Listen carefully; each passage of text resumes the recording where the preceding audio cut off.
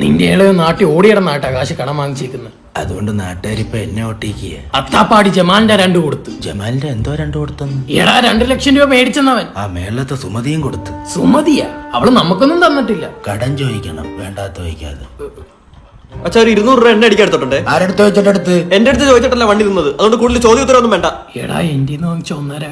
ഈ ഉച്ചയ്ക്ക് 1.5-ക്കാണോ അമ്മ വേണ്ടാത്ത ചോദ്യങ്ങൾ ചോദിക്കുന്നത്? നീ അതുകൊണ്ട് എന്ത് ചെയ്ത്? പാലക്കാട് ഒരു ഐസ്ക്രീം കട ഇട്ട് കംപ്ലീറ്റ് അലിഞ്ഞു പോയി. പാലക്കാട് അമ്മാതിരി ചൂടല്ലേടാ. ആ മൂത്തവൻ ഉണ്ടായിരുന്നു ഇങ്ങനൊന്നും സംഭവിക്കത്തില്ലായിരുന്നു. നീ കാരണം നാട് വിട്ടു പോയത്. അത് ഞാൻ കാരണമല്ല, ഇവൻ പറഞ്ഞാ ഞാൻ അവനെ അടിച്ചത്. ഞാൻ പറഞ്ഞ അച്ഛനെ അടിക്കൂ.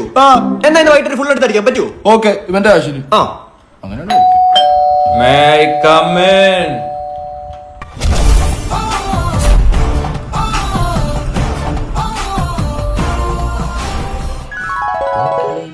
നിൽക്കവിടെ.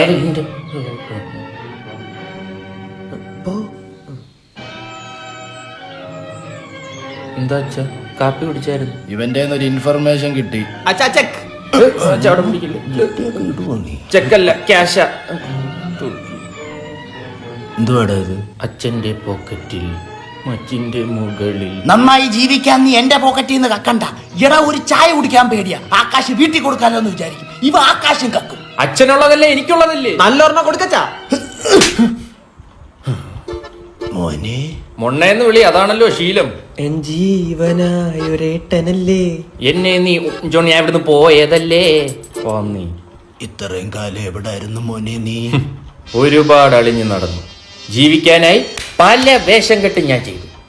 അവസാനം എത്തിപ്പെട്ടത് ക്യാച്ച് പിടിക്കുമനെ ട്രേഡ് മാക്സ് അക്കാഡമി. അവരെന്നെ തെള്ളിവിട്ടത് ട്രേഡിങ്ങിന്റെ ഒരു മഹാലോകത്തേക്ക്.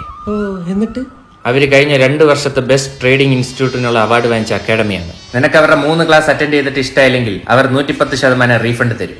എനിക്ക് 1ാമത്തെ ക്ലാസ് തൊട്ടേ ഇഷ്ടമായി. അങ്ങനെ അതെല്ലാം പഠിച്ച് ഒരു കൊടീശ്വരനായാണ് ഞാൻ ഇപ്പോൾ നിൽക്കുന്നത്.